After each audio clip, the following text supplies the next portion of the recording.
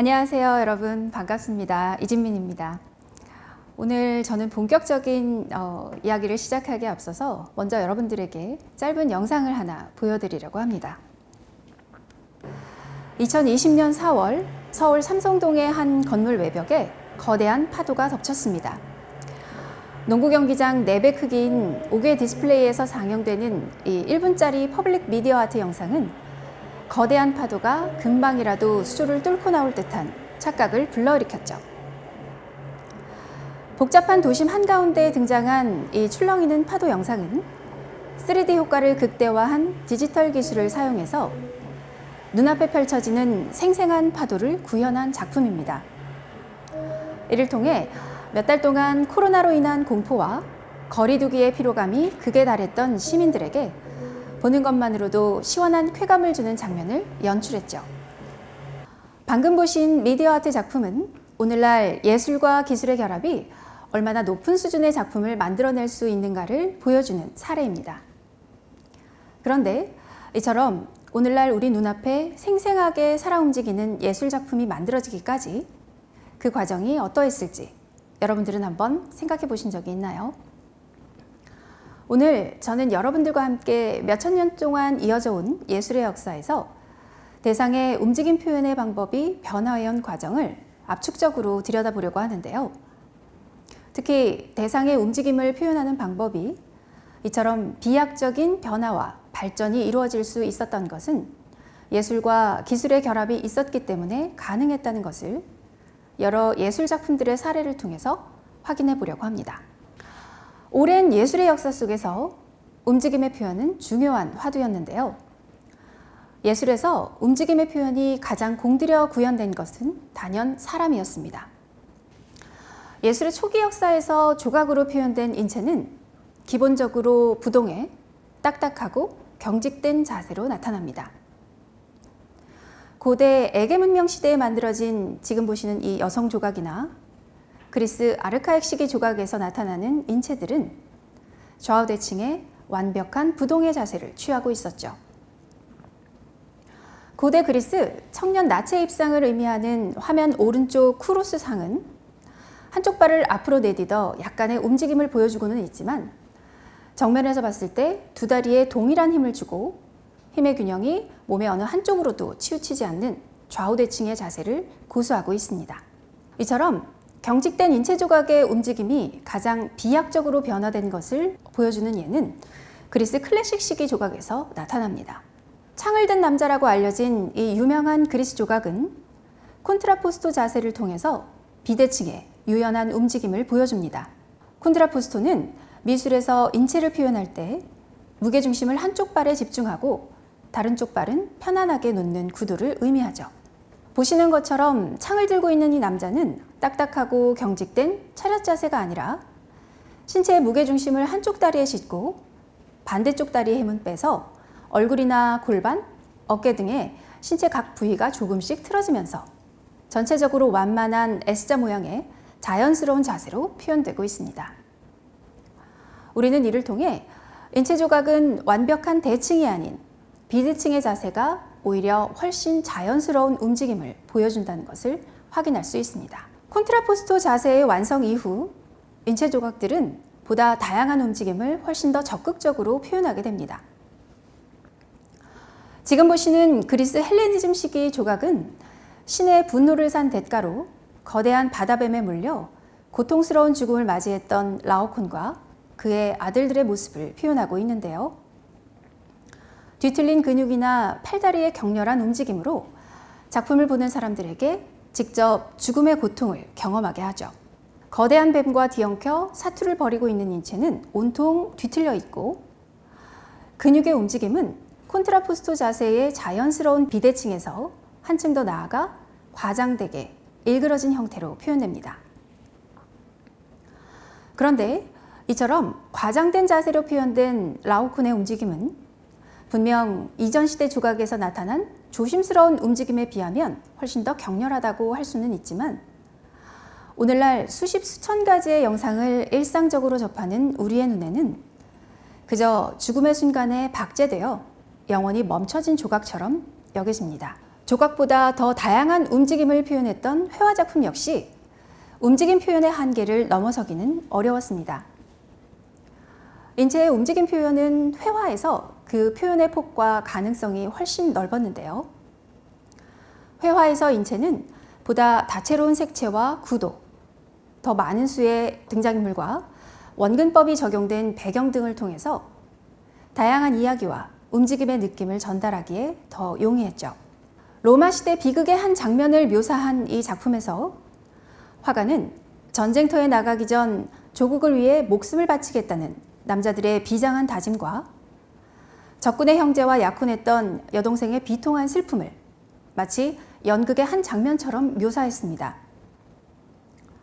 화면 속에 다양한 자세와 구도로 표현된 인물들의 움직임에도 불구하고 우리는 라오콘의 죽음에서 느낀 것과 마찬가지로 인물들이 움직이는 순간 화면 속에 영원히 박제된 듯한 느낌을 지울 수가 없습니다. 우리가 이처럼 다양한 움직임을 표현한 근대 이전 회화나 조각에서 대상의 실질적인 움직임이나 생동감을 느끼기 어려운 까닭은 무엇일까요? 그 이유는 움직임의 사전적 정의에서 쉽게 찾을 수 있습니다. 사전적 정의상 움직임이란 멈춰 있던 자세나 자리가 바뀜을 의미하죠. 대상의 자세나 자리가 바뀜을 표현하기 위해서는 이전과 이후라는 시간의 흐름을 담아내야 하는데 움직임의 한순간만을 포착할 수 있었던 근대 이전 회화나 조각에서는 시간의 흐름에 따른 움직임의 변화를 연속적으로 담아내는 것이 불가능했던 것입니다. 때문에 움직임을 표현하고 있지만 실제로는 멈춰있는 근대 이전의 회화나 조각에 비해서 시간의 흐름에 따라 대상의 위치와 자세의 변화를 실시간으로 보여주는 동시대 미디어 아트 작품에서 우리는 보다 생생한 움직임을 느낄 수가 있는데요. 이와 같은 근대 이전 회화나 조각이 가진 움직임 표현의 한계를 극복하게 한 원동력은 바로 예술과 기술의 결합에서 찾아볼 수 있습니다. 사실 예술과 기술의 결합은 고대 그리스 신화에서부터 등장합니다.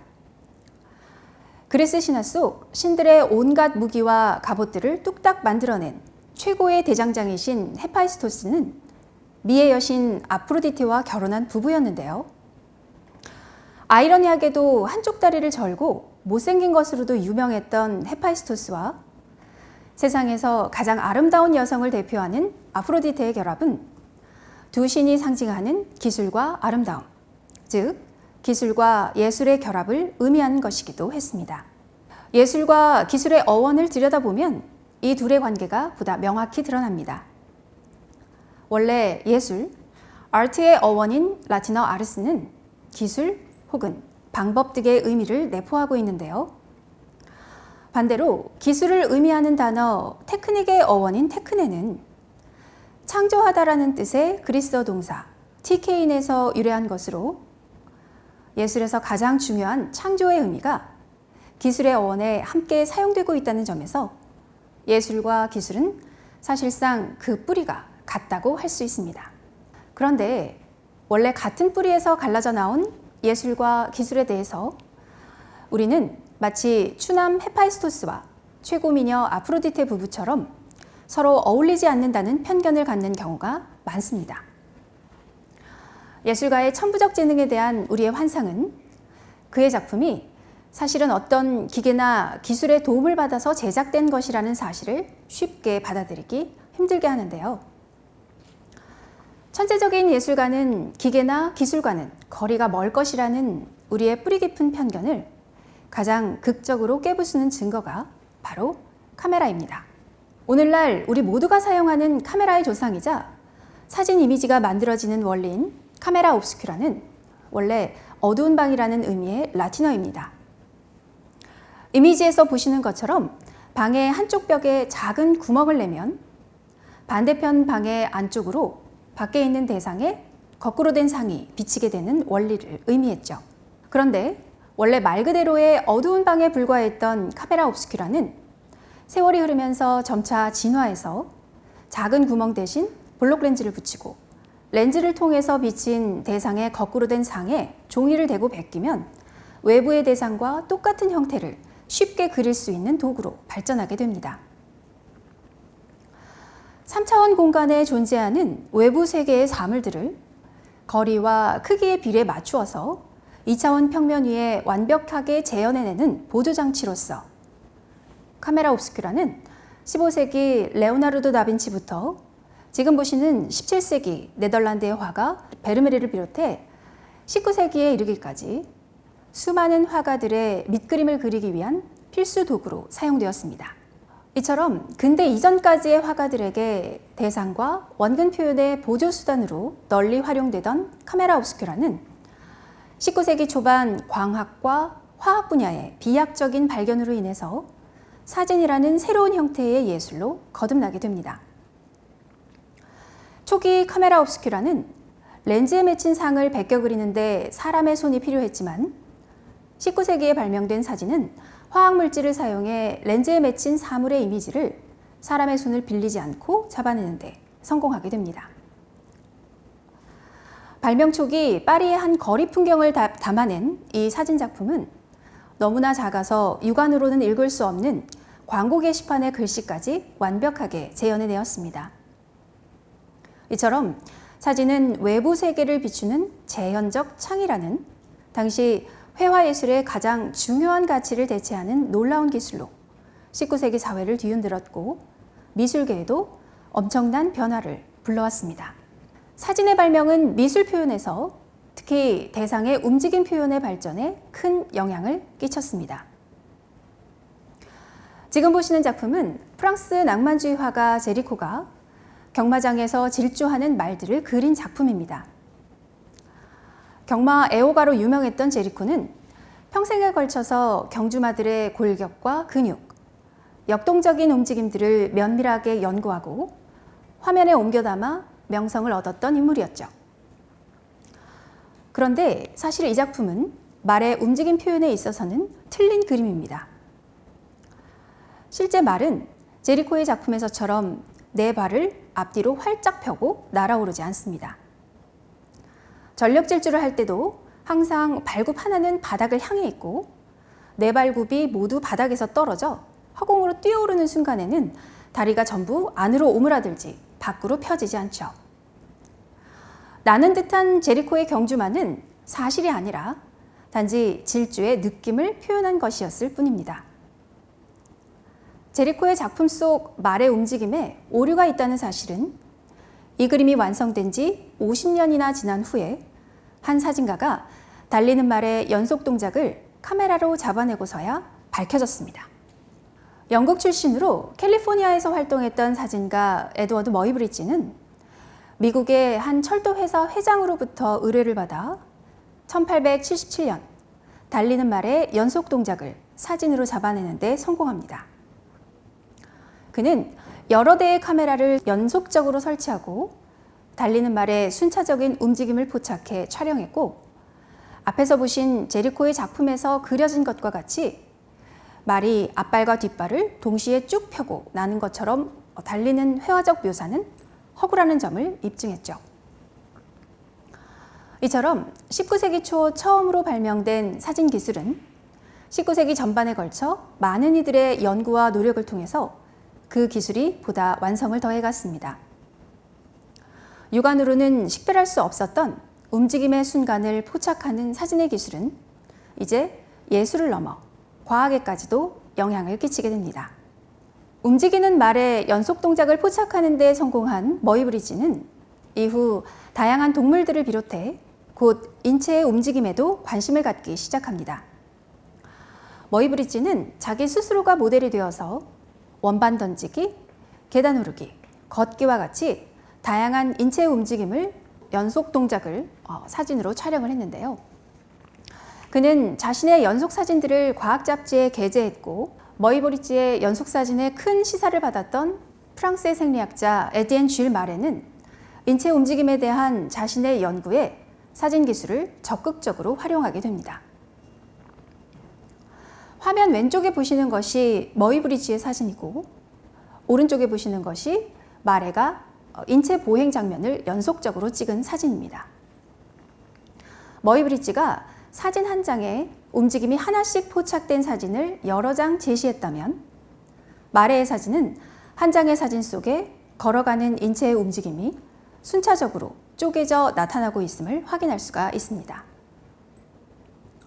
머이브리지는 말과 사람의 움직임을 포착하기 위해 12대에서 24대의 카메라를 연속적으로 설치해 대상의 움직임을 촬영한 반면 말에는 사진총, 즉 포토그래픽 건이라는 도구를 스스로 고안해내어서 초당 12프레임의 촬영이 가능하도록 했습니다. 말에는 빨리 움직이는 대상의 움직임을 포착하기 위해서 셔터 스피드의 문제와 프레임의 진행 속도 문제를 해결했던 것이죠. 그 덕분에 말의 사진 속 움직임은 머이브리지의 사진보다 훨씬 더 세분화되어서 나타나게 됩니다. 특히 말의 사진 속에 등장하는 인체는 검은 배경 속에 하얀색 선들이 중첩된 모습으로 나타나면서 어떤 면에서 매우 예술적으로까지 보이기도 합니다. 이와 같은 인체 보행에 대한 말의 연구 사진에서 미학적인 영향을 받았던 인물은 프랑스 출신의 다다이스트 마르셀 듀샹이었습니다. 그는 1912년 계단을 내려오는 누드 여성의 움직임의 과정을 한 화면에 순차적으로 표현한 회화 작품을 선보입니다. 마치 말의 사진 속 인체 움직임이 회화로 구현된 것처럼 보이는 작품이었죠. 발표 당시 듀샹의 작품은 특히 서양 근대 회화가 극복하지 못했던 움직임 표현의 한계를 넘어섰다는 점에서 큰 주목을 받았습니다. 듀샹은 인체가 연속적으로 움직이는 장면을 한 화면에 동시에 나타냄으로써 근대 이전의 회화가 그랬던 것처럼 움직임의 한순간만이 아닌 움직임 이전과 이후의 변화를 모두 표현할 수 있었습니다. 움직임의 사전적 정의에서처럼 멈춰있던 인체의 자세나 자리가 바뀐 것을 연속적으로 보여준 것이죠. 움직임 표현에 대한 마르셀 듀샹의 관심은 곧 실제로 움직이는 대상을 작품으로 제시한 자전거 바퀴로 이어집니다. 이 작품은 공장에서 대량 생산된 등받이 없는 나무 의자와 자전거 바퀴를 결합한 것인데요. 나무 의자에 고정된 자전거 바퀴를 돌리면 이 바퀴가 실제로 움직인다는 점에서 실제 대상의 움직임을 구현한 키네틱 아트의 탄생을 알렸습니다. 키네틱 아트는 작품 자체가 움직이거나 움직임을 주 요소로 하는 예술 작품을 의미하죠. 마르셀 듀샹의 자전거 바퀴 이후 키네틱 아트는 하나의 장르로 자리를 잡았고 기계 동력에서부터 물, 바람, 빛에 이르기까지 다양한 움직임을 구현한 작품들이 지속적으로 등장하게 됩니다. 듀샹의 뒤를 이은 키네틱 아트의 선구자로 미국의 알렉산더 칼더를 들 수 있습니다. 원래 공과대학에서 기계공학을 전공했던 칼더는 실제 움직이는 대상을 예술로 보여주었던 마르셀 듀샹의 영향을 받아서 움직이는 조각, 즉 모빌을 제작함으로써 조각을 대자와 양감에서 해방시켰습니다. 칼더의 작품에 움직이는 조각이라는 뜻의 모빌이라는 이름을 달아준 것 역시 듀샹이었는데요. 그의 모빌은 철판으로 만들어진 여러 형태들이 가는 철사로 연결되어 공기의 흐름에 따라서 또는 상호 균형의 원리에 따라서 계속해서 움직이는 조각이었습니다. 1960년대 키네틱 아트의 전성기를 대표하는 스위스 출신의 장 팅겔리는 기류에 따른 움직임을 보여주었던 칼더 작품과 달리 모터와 같은 기계 움직임의 원리를 적용한 키네틱 아트를 선보입니다. 그는 버려지거나 못 쓰게 된 기계들을 조합하고 동력을 이용해 다양한 움직임과 소음을 일으키는 작품들을 주로 제작했습니다. 그의 대표작인 이 작품 역시 여러 가지 부품들로 조합된 기계에다가 자동 소묘 장치를 부착시켜서 스스로 그림을 그릴 수 있게 만든 조각이었습니다. 이처럼 1960년대 전성기를 맞이했던 키네틱 아트는 70년대에 와서 다양한 매스미디어가 발달하고 이와 같은 여러 매체들을 활용한 미디어 아트가 새롭게 주목받기 시작하면서 그 자리를 내어주게 됩니다.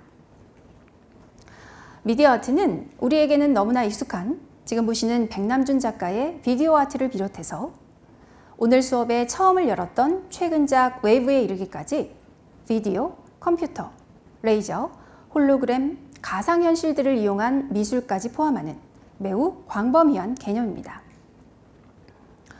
앞에서 보신 것처럼 움직임 표현에 있어서 주로 기계장치의 운동에 역점을 두었던 기존의 키네틱 아트가 대부분 조각 형태로 표현됐던 반면에 미디어 아트는 실제 기계의 운동 자체보다 첨단 기술을 활용해 3차원의 영상이 움직이는 효과에 초점을 둔 예술입니다. 미디어 아트는 특히 작품의 대중적인 확산과 참여를 목적으로 하는 예술이라는 점에서 매일 매시간 새롭고 다양한 영상에 길들여진 21세기 오늘날의 대중들에게 보다 쉽게, 보다 더 큰 영향력을 발휘하며 여전히 건재하고 있습니다. 오늘 강연을 통해서 확인하신 것처럼 예술의 역사에서 각 시대마다 매우 중요한 화두였던 움직임의 표현은 예술과 기술의 결합을 통해 매번 그 한계를 극복해 왔습니다. 원래 화가들이 외부 세계를 완벽하게 재현하기 위해 만든 카메라 옵스큐라는 19세기 사진 기술의 발명으로 이어졌고 1883년 생리학자 마레가 자신의 연구를 위해서 만든 포토그래피커는 이후 크로노포토그래프 카메라로 발전되어 오늘날 영화의 탄생에 결정적인 역할을 하게 되었습니다. 동시대 예술에서 움직임은 이제 더 많은 한계를 넘어서서 표현됩니다. 도심의 거대한 건물 외벽에서 손에 쥐어진 스마트폰 화면 속에서 장소나 매체, 시간과 공간의 모든 제약을 뛰어넘어 우리는 다양한 예술의 움직임들을 실시간으로 경험하고 있습니다. 이와 같은 놀라운 경험이 가능할 수 있었던 것은 역사 속 예술과 기술이 각자의 경계를 넘어서 서로 영향을 주고받았기 때문입니다. 화가와 사진가, 조각가와 생리학자가 서로의 연구와 작품을 통해 영감을 얻고 그 영감을 자신의 작품에 적극적으로 활용함으로써 오늘날 생생히 살아 움직이는 대상의 표현이 완성되게 된 것이죠. 어울릴 것 같지 않은 것들끼리의 결합이 의외의 시너지를 낳는 것처럼 서로의 경계를 구분짓지 않는 유연한 사고야말로 최고의 작품을 만들어낼 수 있는 자양분이 되는 것입니다. 오늘 제가 준비한 내용은 여기까지입니다. 짧은 시간이었지만 여러분들이 예술의 역사 속 예술과 기술의 콜라보가 만들어낸 움직임 표현의 과정에 대해서 한 번쯤 떠올려 보는 시간이 되었기를 바랍니다. 감사합니다.